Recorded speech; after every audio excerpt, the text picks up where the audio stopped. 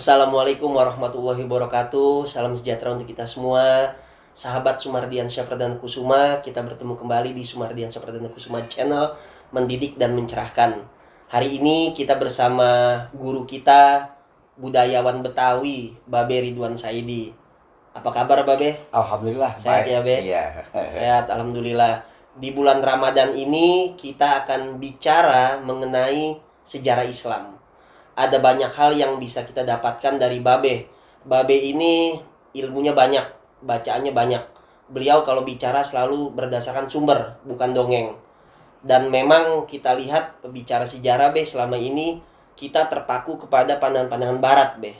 Teori-teori yang sudah mapan. Kita tidak pernah berpikir untuk mengubah sesuatu yang sudah mapan menjadi sesuatu yang baru dengan landasan kuat, dan tentu itu berdasarkan fakta dan data. Kali ini kita akan bicara mengenai sejarah Islam, Be, Ya. di Indonesia.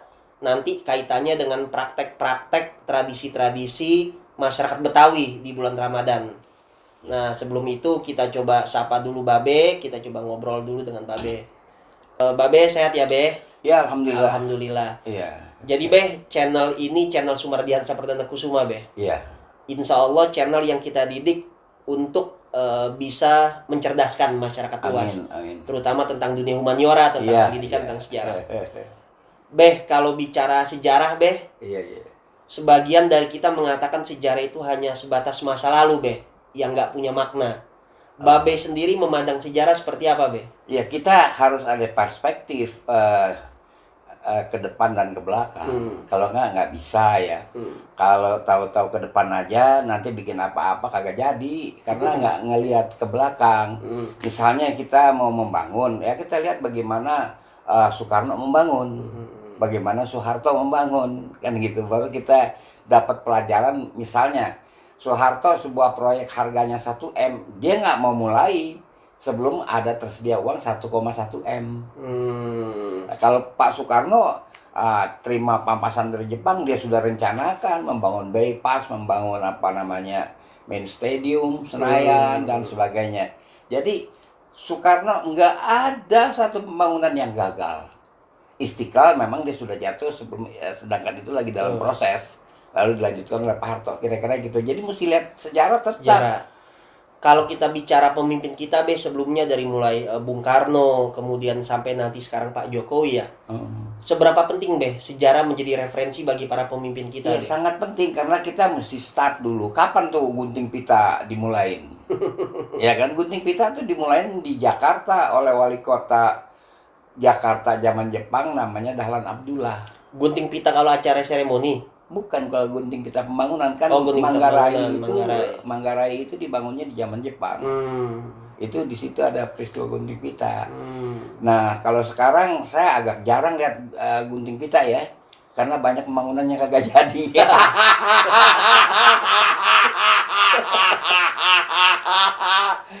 Jarang saya lihatnya gitu. Iya. Oke. Ya, ini kritik sosial nih ya untuk pemerintah mungkin ya. Gunting pita tidak akan berjalan. Misalnya gitu, bagaimana Dahlan Abdullah bisa membangun Manggarai di zaman Jepang? Oke. Begitu. Betul. Nah, sekarang sejarah Islam, Be. Oke. Kalau kita bicara Islam di Indonesia, maka perspektif kita 3, B. Ada yang mengatakan datang dari Gujarat, ada yang datang dari Persia. Kalau Hamka mengatakan Islam datang langsung dari Arab. Babe sendiri melihat awal mula datangnya Islam ke Indonesia itu seperti apa, Be? Sebenarnya kita mesti lihat teori migrasi dulu, ya kan, jangan buru-buru, ya kan. Tidak bisa orang migran itu kalau nggak ada duitnya. Bagaimana bisa? Gujarat zaman itu dia miskin, dia harus pergi dulu ke pelabuhan di selatan India, daerah Malabar. Itu mencapainya jauh sekali. Jadi nggak mungkin migran itu maupun yang membawa Islam itu adalah tidak ada perbakalan. Dan biasanya penyebar agama itu tidak datang sendirian, dia dengan rombongan pebisnis. Jadi teori Gujarat itu bisa dikatakan mentah, mustahil ya. Mustahil. Melihat kondisi Gujarat yang ketika itu tidak memiliki kekuatan logistik untuk melakukan perjalanan. Iya, berat ekonominya, berat lah daerah itu. Kalau Gujarat hanya sebagai titik poin transit, nggak ada juga, kita nggak tahu agama dia apa. ya kan? Yang jelas kalau Islam kuat di daerah bisnis, Malbari kan bisnis, Karawang tuh pelabuhannya apa? Itu daerah bisnis yang di sini namanya orangnya disebut orang koja itu. Orang koja tuh pedagang dan kaya. Jadi nggak soal berpergian kemanapun. Kalau yang sebelah utara berat ya. Berat ya. Dari zaman dia masih ada kerajaan Gupta juga dia nggak pernah ke Indonesia. Bagaimana dengan teori Persia? Persia ada, tapi datangnya kapan? Datangnya diperkirakan setelah Islam menyebar, karena orang-orang Persia ini di sini dipanggil gede ya. Pondok Gede itu maksudnya hunian orang-orang Persia, karena dia ibu kotanya namanya Pasar Gede. Masih zaman kerajaan Persia. Kerajaan Persia ibu kotanya namanya Pasar Gede. Jadi kalau ada makam-makam Ki Gede itu umumnya orang-orang Persia. Tapi dia baru datang abad 10. Abad 10. Berarti Babel lebih condong langsung dari Arab. Dari Arab, khususnya Amrat. Amrat itu adalah nama nomenklatur kerajaan. Kerajaan itu disebutnya Amrat. Amrat banyak di Timur Tengah, tetapi Amrat yang kesini adalah Amrat dari Oman. Amrat Oman ini tempat-tempatnya, jejaknya itu ada. Lidah orang Indonesia, orang Jakarta itu manggilnya Emrat. Embrat malah. Dia nggak bisa bilang Emrat, Amrat, Embrat. Nah, Emrat itu ada Muara Emrat. Ada Muara Emrat di sebelah barat Muara Ancol. Itu siapa yang kasih nama? Kemudian ada lagi Kampung Emrat di Jalan Lodan 234. Di situ kampung mereka juga. Nah, jadi mereka itu kalau menurut temuan di Jogja diperkirakan abad ke-7. 612. Abad ke-7. Itu tahunnya 612. Nah, ini menarik, Beh. Kalau kita bicara dari Arab itu kan bisa merujuk ke negara Arab Saudi, bisa merujuk ke Jazirah Arab konteks waktu itu. Enggak, itu waktu Oman. Itu waktu Oman, kemudian juga orang-orang Irak. Orang-orang Irak itu Hamadi, dia punya farm. Kalau kita lihat ada bukit di Raja Ampat itu namanya Hamadi. Lalu ada pasar di Jayapura juga namanya Hamadi. Jadi kita harus lihat jejaknya. Bagaimana dengan Hadramaut? Karena sebagian juga mengatakan datang dari Hadramaut. Iya, tapi itu belakangan. Jadi yang paling tua itu justru datang dari Oman ya, diperkirakan. Oman dan Irak. Oman dan Irak ya. Karena Irak juga kan kaya orang-orang Babylon kan. Oman, Emrat itu yang masuk pertama. Temuannya juga ada di Aceh kan, uang-uang emas. Iya. Apa Beh yang membuat Islam itu datang dari Jazirah Arab tadi, dari Oman, dari Irak, dan itu bisa langsung diterima oleh masyarakat Indonesia? Karena kita sudah tauhid. Tauhid di sini masuknya abad kedua. Dibawa langsung oleh Queen of Sheba. Jadi Ratu Bilqis itu abad ke-7 sebelum Masehi. Kalau Queen of Sheba itu abad kedua Masehi. Siapa Beh Queen of Sheba yang memperkenalkan ajaran tauhid di masyarakat Indonesia? Queen of Sheba itu adalah Ratu Saba. Sekarang tuh Ethiopia. Dia belajar, dia penganut tauhid. Orang-orang di Rasulullah, orang-orang berbahasa Swahili, orang-orang Afrika yang berbahasa Swahili itu umumnya penganut tauhid Musa. Itulah yang dibawa oleh Queen of Sheba. Dia mencari emas juga di Sipiro. Sipiro itu di Tapanuli, Sumatera Utara. Sipiro daerah sekarang. Sipiro. Nah, itulah yang dia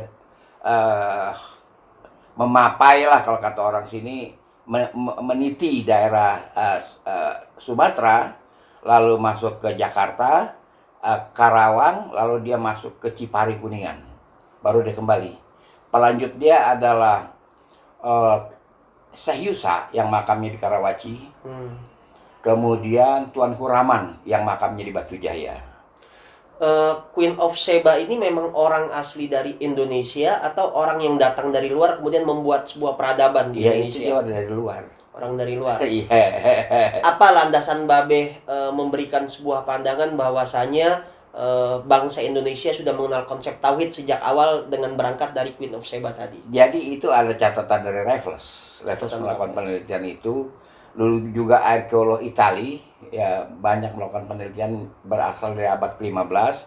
Bahkan dia hampir saja ke Cipari Kuningan, tapi dia nggak tahu jalan ke Cipari. Saya lupa namanya sementara ini. Dia itu cuma sampai Pekalongan, dia kembali lagi ke Sunda Kelapa, terus dia pulang. Ada penelitiannya, banyak penelitian-penelitian mengenai Queen of Sheba, dia ke sini. Ada tidak jejak atau monumen peninggalan arkeologis yang menandakan memang Queen of Sheba itu pernah Batu Jaya datang ke Indonesia? Batu Jaya yang di Karawang, Kerawang. yang oleh arkeolog, ya kan. Saya melakukan perdebatan habis terus terang dengan arkeolog yang namanya Hasan Ja'far. Hasan Ja'far, betul. Habis-habisan. Dia kan mengagamakan sesuatu. Betul. Ya kan, Anda bilang Anda mau lihat situs. Yang pertama, Anda harus dengar lidah penduduk. Anda tidak gunakan lidah penduduk, tidak pakai lidah penduduk. Penduduk bilang unur, bukan candi. Kenapa Anda sebut candi? Ya, apa beda unur dengan candi? Lain. Lain. Ya, candi itu adalah apa namanya? Misalnya kalau orang tempat persembahan. Bukan. Candi itu kalau secara linguistik di Jakarta tuh candil ya, kue bersusun. Yang bersusun itu dia mengatakan candi. Dan berundak. Ya, itu. Kan dia enggak. Jadi kalau orang sana bilang unur apa namanya? Anything to support life. Apa saja yang mendukung kehidupan itu namanya unur. Dia bilang unur. Tuan itu dia bikin itu, lantas di situ di makam Tuan Kuraman, pengikut dia. Tuan Kuraman itu masih ada jejaknya di Metro Lampung, dia bikin bendungan. Juga ada jejaknya di Cilincing, dia bikin bendungan juga. Sampai sekarang bendungan di Lampung itu disebut Dam Raman. Lalu nama Tuan Kuraman juga disebut dalam naskah Lalampahan Bujangga-Manik abad ke-14 ada. Ya. Itu Tuan Kuraman, dia tauhid. Saya bilang lihat dong penghadapannya kemana. Penghadapan dia Yerusalem. Juga makam Syekh Yerusalem. Anda jangan main tebak-tebakan ini candi itu, agama ini, agama itu. Saya hajar tuh orang. Ya. Saya hajar. Berarti konsep tauhid yang diungkapkan oleh Babe itu merujuk kepada teologi tertentu. Islam misalkan, atau itu kepercayaan lokal yang memang Tuhan yang Maha Esa. Enggak, itu waktu ajaran Nabi Musa, tauhid Musa. Memang. Berarti tidak disebut Islam ya? Tidak. Teologi saja, tidak ada namanya, cuma pengikutnya. Kalau laki-laki kaum Saba. Kalau perempuan Sebira. Itu ada nama pulaunya. Di paling dekat Lampung, daerah Selat Sunda itu ada nama Pulau Sebira, itu masih masuk DKI. Ya, karena khawatir sahabat channel melihat konsep tauhid itu merujuk kepada agama tertentu, tidak ya? Nanti kan ada prosesnya. Dalam perkembangannya kemudian kita pahami dulu. Karena kita mengenal Tuhan itu dari 3000 tahun yang lalu itu dibawa oleh orang-orang Maya. Orang Maya itu bertuhan, dia mengatakan au afiki. Saya tahu Tuhan, tapi saya tidak tahu apa-apa tentang itu. Nah, kemudian barulah kaum Sabak ini. Kita jangan salah ya. Nama Sabak itu tidak ada satupun kelurahan di Tapanuli Utara yang tidak berpangkal Sabak. Nama kelurahan itu. Nggak ada. Sabainan Alwi itu bacanya begitu, bukan Sabainan Alwi, Sabainan Alwi di Sumatera Barat. Kemudian Datua Perpatiah nan Sabatang, bukan Sebatang. Kalau Sebatang rokok. Sabatang. Kaum Sabak yang luhur. Oke? Muaro Sabak di Jambi ada. Sabo Kingking ada di Sumatera Selatan. Nah, ini menarik betang Sabah. Kenapa tidak kita mengatakan pengaruh Islam di Indonesia atau pengaruh kepada Indonesia itu datangnya dari Mesir? Karena Mesir nggak membawa konsep ketuhanan. Karena ada perbedaan. Pertama ketika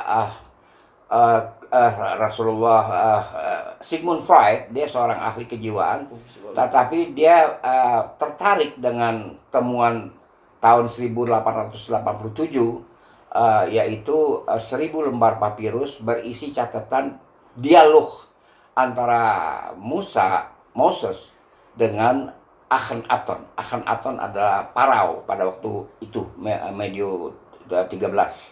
Medio 13 sebelum Masehi. Intinya Sigmund Freud menulis ini dalam bukunya.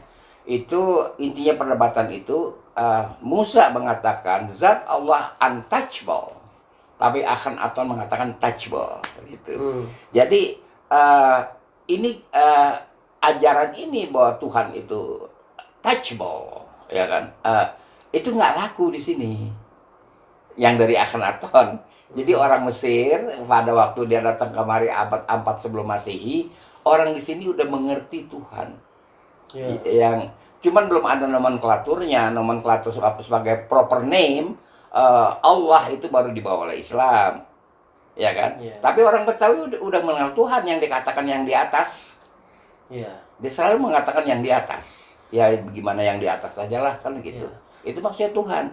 Jadi sudah dari 3000 sebelum Masehi, menurut Karen, Profesor Karen dalam majalah penerbitan istimewa majalah Indonesia tahun 1952, itu sudah orang sini, orang Indonesia ya, bukan Betawi aja. And then masuk Sabah, kan gitu ya kan.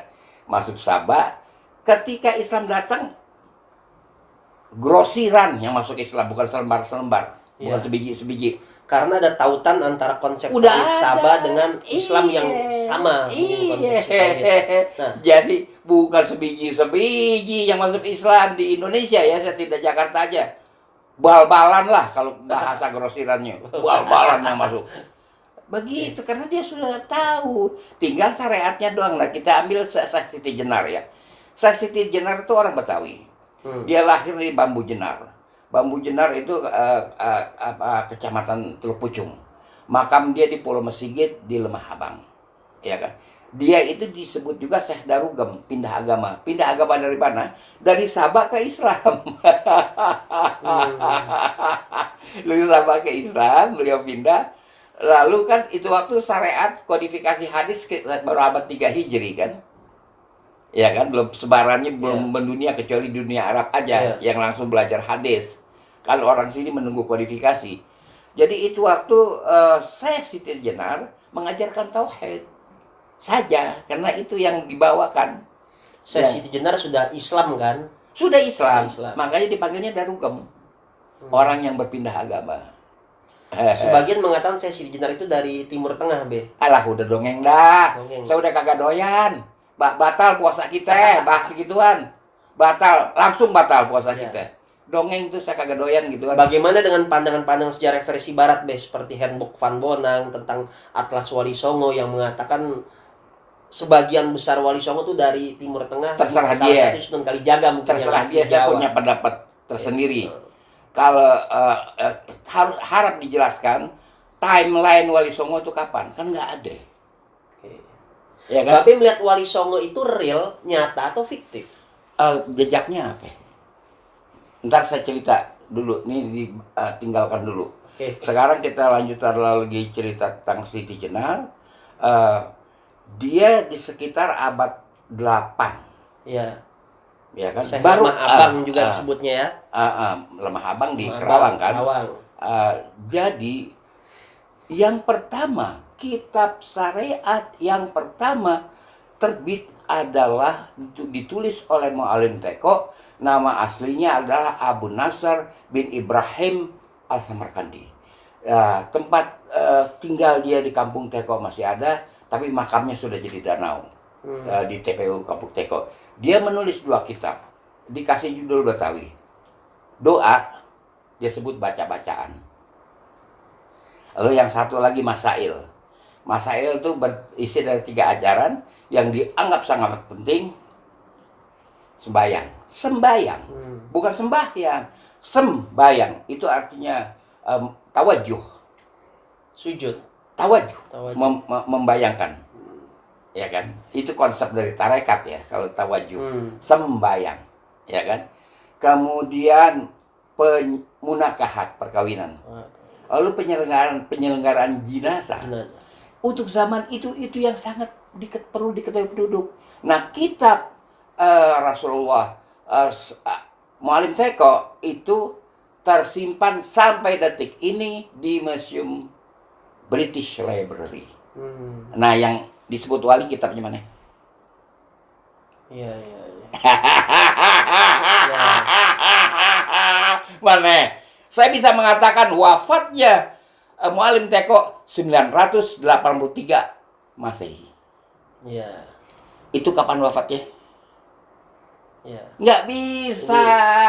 Sejarah tuh tokoh mesti real. Time frame-nya ya, time life-nya, timeline-nya harus ada. Jejaknya harus ada. Kalau nggak bisa dong. Nih sahabat Sumardiansyah, yang disampaikan oleh Babe sebuah dekonstruksi dalam sebuah pikiran filsafat, bagaimana membongkar bangunan-bangunan yang sudah mapan menjadi sebuah bangunan baru dengan data fakta baru, dengan penafsiran baru, perspektif yang baru. Iya kan, saya lanjut. Kemudian kenapa puasa kok nggak ada di dalam kitab Muallim Teko? Orang sudah puasa di zaman dia masing Sabak. Ya. Muallim Teko itu ulama Betawi atau Bukan, Samarkandi. dari Samarkandi? Iya. Samarkandi itu sekarang dia Asia Tengah, Uzbek. masuk Uzbekistan ya, Iya. Asia Tengah. Jadi orang udah puasa 40 hari. Puasa itu artinya tahan lapar dan tahan haus, itu bahasa Swahili. Swahili. Bukan bahasa Sangsekerta. Emang kapan Sangsekerta kemari? Kita selama ini mengenal puasa Apa dari saja bahasa Sanskerta? Sanskerta. Puasa. Bukan. Puasa itu, bukan. Puasa itu bahasa Swahili, sembayang itu bahasa Betawi yang diserap dari kata-kata Samarkan. Kagak ada. Emang bahasa Sanskerta datangnya kapan kemari? Iya, iya. Kalau di Jakarta dia baru masuk abad ke-16. Dibawa oleh orang-orang Arya. Orang Arya itu yang bertinggal di perbatasan Asia Minor dengan India. Berarti bukan orang Hinduisme Arya itu. Yang ini ritualnya Zion yang Zion. di Jakarta. Oke. Yang di Jakarta ya. Jakarta. Itu Arya Rana Manggala yang pernah sah bandar 1610. Itu kan dia Zion. Ya. Zion Judaism? Iya. Jadi Zion atau Judaism itu bukan tidak mesti belat. Juga ritual. Dia belatnya Arya kok. Jadi di jalan tongkol diambil dari perkataan tongkol. Perkataan tongkol tuh artinya ratapan. Tembok ratapan tuh ada di jalan tongkol. Bagaimana? Oh iya. Oke, bagaimana? Iya. Kan? Itu abad 16. Di Mangga Besar itu ada kampung Siong, Kak. Gimana? Kak kan artinya hunian. Hunian orang Sion. Ada.